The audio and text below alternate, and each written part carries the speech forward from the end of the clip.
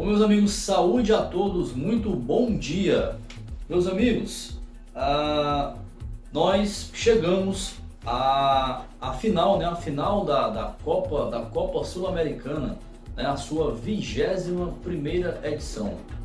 Como eu já falei, né, em vídeos anteriores, a Copa Sul-Americana, né, que já foi chamada de Copa Mercosul, por exemplo, né?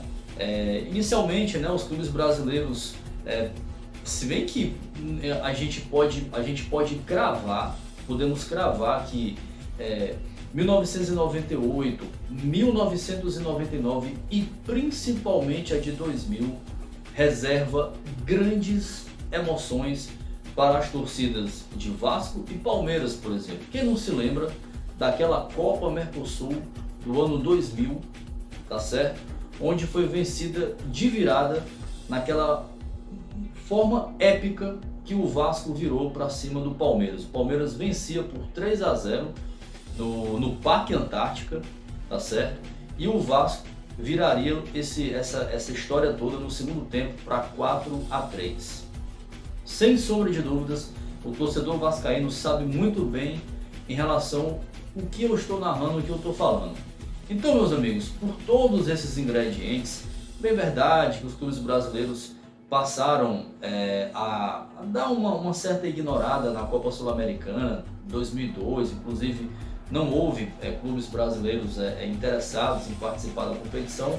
O fato é que a partir de 2003, já com a competição sendo chamada de Copa Sul-Americana, competição também da Conmebol, aí sim a competição passou a ser vista, né, de outro modo, de outra forma.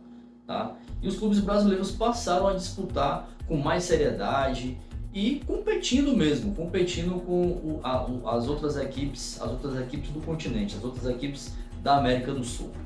Meus amigos, o fato é, chegamos à final, né? Eu já havia tratado em vídeos anteriores, São Paulo e Independiente del Valle, Independiente del Valle e São Paulo chegaram à final, né, nesta 21ª edição da Copa Sul-Americana. Afinal, como todos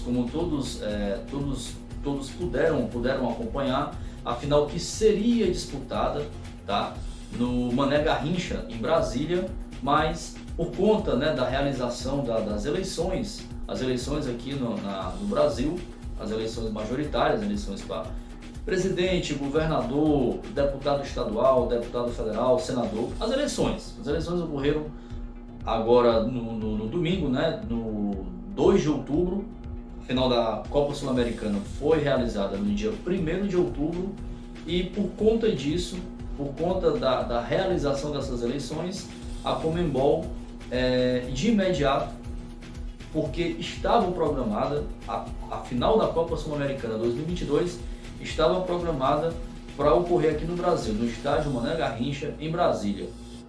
E, como todos sabem, a final foi disputada no Mario Kempes, em Córdoba, na Argentina. Um lendário estádio, né? A cidade de Córdoba. A Talheres manda seus jogos, enfim, diversos clubes.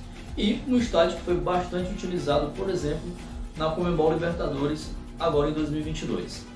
Meus amigos, o que acontece? Independiente del Valle e São Paulo. Os equatorianos, né, Los Rayados de Sangolquí, dessa região metropolitana de Quito, foi a única equipe, né, eles de fato, eles vieram, né, da Libertadores, são oriundos, né, da Libertadores. Como terminaram em terceiro, num grupo com o Atlético Mineiro, num grupo com o Tolima e com o América Mineiro. Os equatorianos terminaram em terceiro nesse grupo. Terminaram em terceiro. Graças, pode-se dizer assim dessa forma, né? Porque eles fizeram muito bem o dever de casa. Eles venceram na última rodada, na sexta rodada, venceram por 3-0 a equipe do América Mineiro. Já o Atlético Mineiro perderia para o Tolima em pleno Mineirão lotado. O Atlético Mineiro perderia para o Tolima por 2-1. Essa derrota do Atlético Mineiro significou, mesmo com a boa vitória expressiva do Independiente del Valle para cima do América Mineiro por 3-0, de nada adiantou, tá? E quem avançou nesse grupo, né, no grupo nesse grupo da Libertadores, foi justamente, em primeiro lugar, o Atlético Mineiro com 11 pontos, em segundo, a equipe do Tolima também com 11 pontos. O Independiente del Valle, os Rayados de Sangolquí, os equatorianos do Independiente del Valle, terminaram na terceira colocação com 8 pontos. Por isso, foram direto para as oitavas da Copa Sul-Americana. Aí depois, o Independiente del Valle eliminou nas oitavas a equipe do Lanús. Nas quartas de final, o Independiente del Valle eliminou o Deportivo Táchira, que havia eliminado o Deportivo Táchira. Os venezuelanos eliminaram o Santos nas oitavas. E nas semifinais, o Independiente del Valle trucidaria o Melga, os peruanos do Melga, e uma façanha, né? Eles conseguiram eliminar o Internacional nos pênaltis naquele episódio das quartas de final, chegando à decisão em Córdoba, no Mário Alberto Kempes. Já o São Paulo passou aí pela fase de grupos, né, com Ayacucho do Peru, com Everton do Chile e com Jorge Wilstermann da Bolívia. São Paulo passou, né? São Paulo liderou esse grupo, primeiro lugar. Oitavas de final contra a Universidade Católica, o São Paulo 2 vitórias, tanto no San Carlos de Apoquindo, em Santiago, bem como no Morumbi. Nas quartas de final, aí já um embate bem mais difícil, um embate bem mais duro contra o Ceará. Vitória no Morumbi por 1-0, derrota no Castelão por 2-1 no tempo normal. Nos pênaltis, na Bacia das Almas, o São Paulo consegue eliminar até então a melhor equipe da competição, o Ceará, o Vozão. Então o São Paulo, passaporte garantido nas semifinais, e o São Paulo no primeiro jogo, Atlético Goianiense 3, São Paulo 1 no Serra Dourada, e no segundo jogo, aquela apresentação épica, aquela apresentação maravilhosa, aquele volume de jogo fantástico.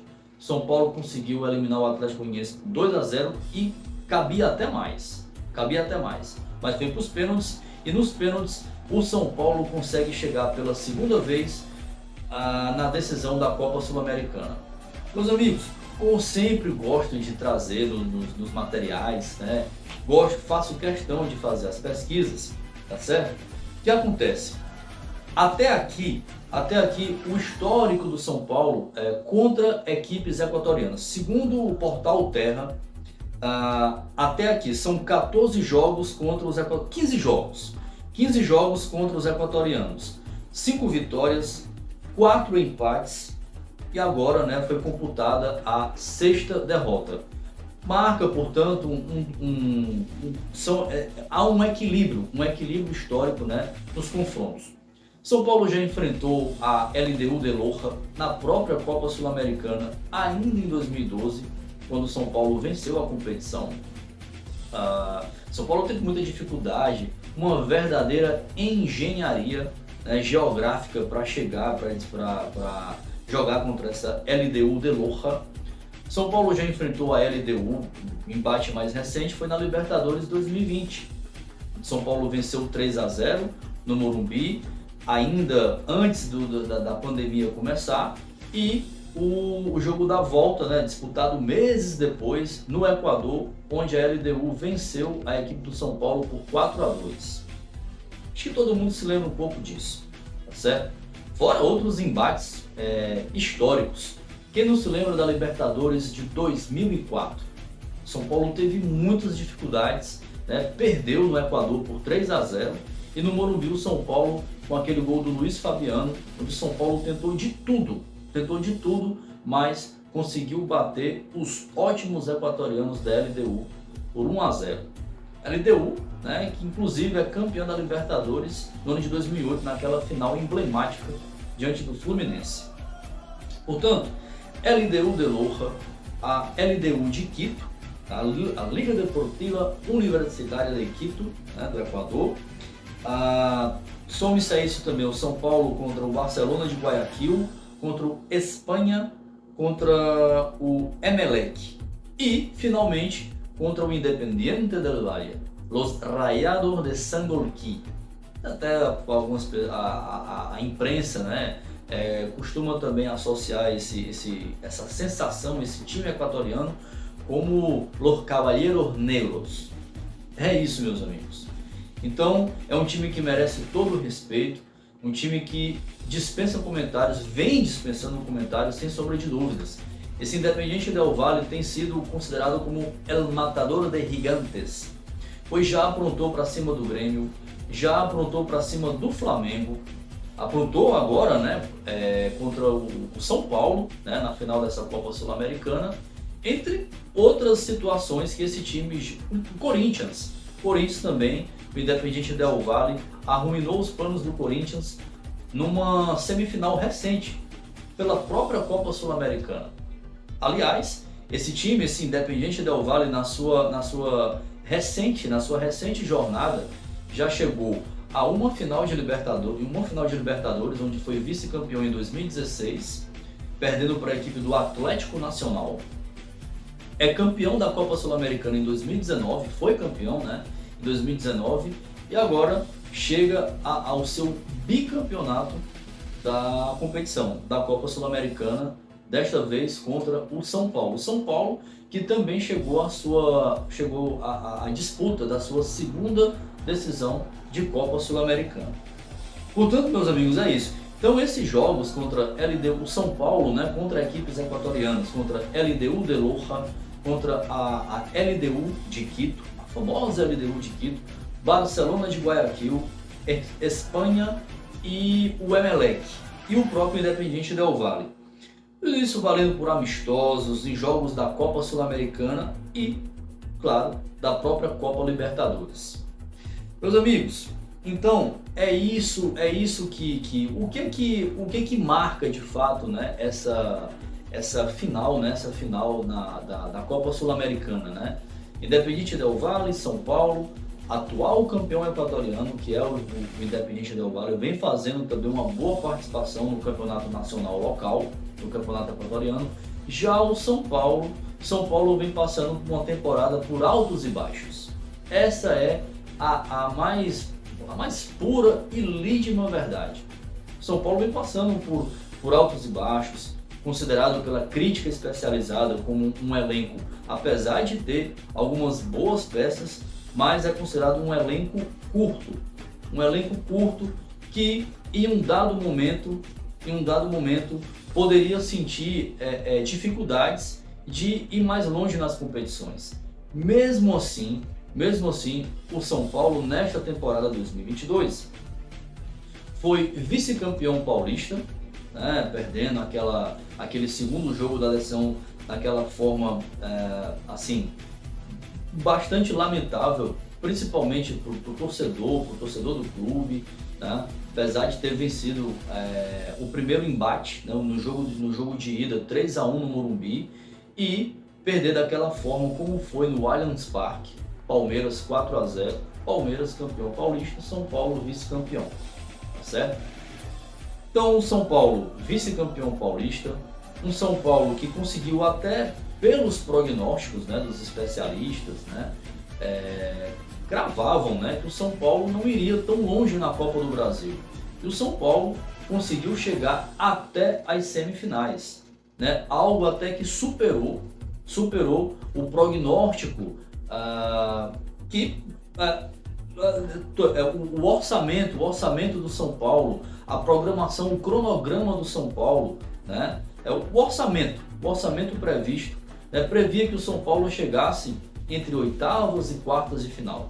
O São Paulo, de fato, conseguiu eliminar o Palmeiras, né, nas oitavas de final, de uma forma que, assim, muitos não conseguem explicar. Mas o São Paulo conseguiu eliminar o Palmeiras, né, nos pênaltis, venceu 1-0, né, no Morumbi, no jogo da ida, e no jogo da volta com todos aqueles ingredientes que eu já tratei em materiais, né, em programas anteriores. E nos pênaltis o São Paulo conseguiria eliminar o favoritíssimo Palmeiras nas oitavas de final da Copa do Brasil.